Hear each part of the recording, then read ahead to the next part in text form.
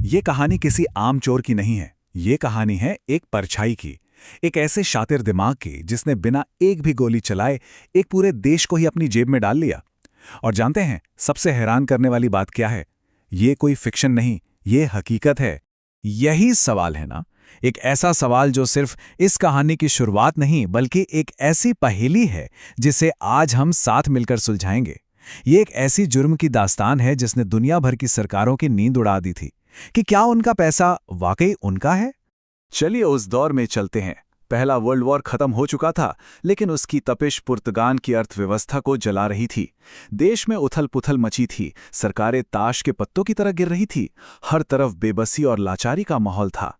और ऐसी माहौल में एक बहुत बड़ी साजिश की चिंगारी सुलग रही थी। जरा सोचिए उन जांचकर्ताओं के बारे में जिनकी मेज पर पड़े नोट उनका पसीना छुड़ा रहे थे। क्यों? क्योंकि वो नोट जाली नहीं थे। कागज असली था, स्याही असली, वाटरमार्क, प्रिंटिंग प्लेट्स, सब कुछ सरकारी। तो फिर गड़बड़ क्या थी? गड़बड़ ये थी कि इन नोटों को छापने का ऑर्डर सरकार ने कभी दिया ही नहीं था। इस पूरे आर्थिक भूकंप के पीछे सिर्फ एक दिमाग था, एक ऐसा शख्स जो अंधेरे में रहकर काम कर रहा था और जिसकी योजना इतनी निखुट थी कि उसने एक देश के भरोसे की नींव ही हिला दी। और जब ये नाम सामने आया तो किसी को यकीन ही नहीं हुआ। ये कोई बड़ा बैंकर नहीं था, कोई बड़ा नेता नहीं था। ये तो एक ऐसा नाम था जिसे कोई ठीक से जानता तक नहीं था। और उसकी उम्र सिर्फ 25 साल। इस नौजवान ने वो कर दिखाया था जिसकी कोई कल्पना भी नहीं कर सकता था। चेहरे से मासूम, पर दिमाग में एक पूरे देश को घुटनों पर लाने का प्लान था।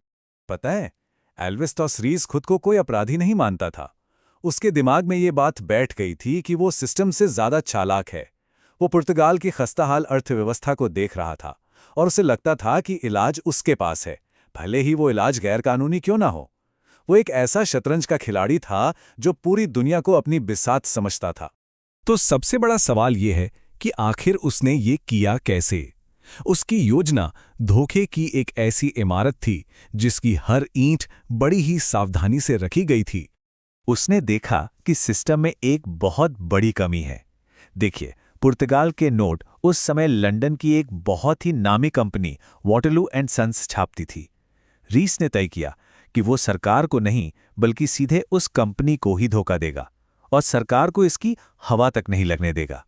उसने एक शानदार कहानी घड़ी। उसने बैंक ऑफ पुर्तगाल की तरफ से नकली लेकिन बिल्कुल असली दिखने वाले दस्तावेज तैयार किए।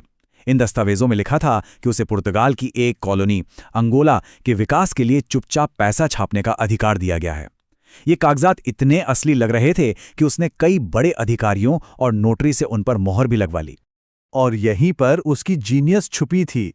वो नकली नोट नहीं बना रहा था, वो तो असली प्रिंटिंग कंपनी से असली प्लेटों का इस्तेमाल करके बिल्कुल असली नोट छपवा रहा था। मतलब उसने पैसा नहीं बल्कि पैसा छापने का अधिकार ही चुरा लिया था। एक तरफ लंदन के एक अंधेरे तहखाने में मशीनें खामोशी से एक देश का मुकद्दर कागज पर उतार रही थीं, और दूसरी तरफ पुर्तगाल में उसी मुकद्दर की चीखें गूंजने वाली थीं। जरा उन कमरों की कल्पना कीजिए जहां हर घंटे लाखों एस्कूडो छप रहे थे। छपने वाला हर एक नोट पुर्तगाल की अर्थव्यवस्था के ताबूत में एक और कील ठोक रहा था। और ये सब कुछ दुनिया की नजरों से बिल्कुल ओझल था। ये एक खामोश हमला था।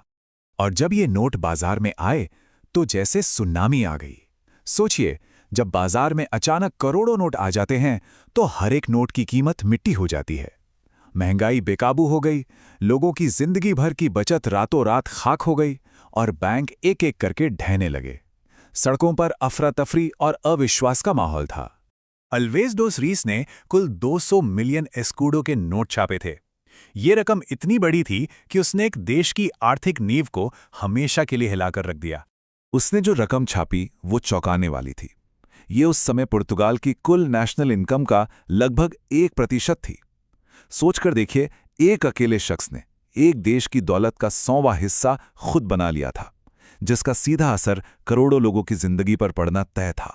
जब ये घोटाला सामने आया तो ये सिर्फ एक आदमी का मुकदमा नहीं था, ये पूरे देश की व्यवस्था, उसके भरोसे और उसके भविष्य का मुकदमा बन गया। आखिरकार बैंक ऑफ पुर्तगाल के एक क्लर्क ने कुछ ऐसे नोट पकड़े जिनके सीरियल नंबर डुप्लीकेट थे, और बस यहीं से ये सारा राज खुल गया। पूरे देश में हड़कंप मच गया। ये एक आर्थिक हमले से कहीं ज्यादा एक मनोवैज्ञानिक सदमा था और एल्विस दोस रीस को गिरफ्तार कर लिया गया। लेकिन असली ड्रामा तो अदालत में शुरू हुआ। सरकारी वकील ने उसे देश का दुश्मन कहा, पर रीस के वकील का तर्क सीधा और परेशान करने वाला था। उन्होंने कहा, ये नोट जाली कैसे हैं? ये तो उसी कंपनी ने उन्हीं प्लेटों से छापे हैं जिनसे सरकार छपवाती है। अदालत में सवाल पैसों का नहीं, परिभाषा का था। एल्विस दोस रीस को सजा तो हुई, लेकिन उसकी कहानी एक बहुत बड़ा सबक बन गई। इस घोटाले ने पुर्तगाल की पहले से ही कमजोर सरकार को और डुबो दिया और आगे चलकर एक तानाशाही का रास्ता साफ किया। इसने ये दिखा दिया कि किसी भी देश की सबसे बड़ी दौलत उसका सोना चांदी नहीं, बल्कि लोगों का अपनी व्यवस्था पर भरोसा होता है। और ये कहानी हमें इसी एक सवाल के साथ छोड़ जाती है, क्या वो एक अपराधी था या फिर एक ऐसा मौका परस्त जिसने एक ढहते हुए सिस्टम की कमजोरियों को दुनिया के सामने लाकर रख दिया? इसका जवाब शायद कानून की किताबों में नहीं, बल्कि सही और गलत की उस धुंधली लकीर के बीच कहीं छुपा है।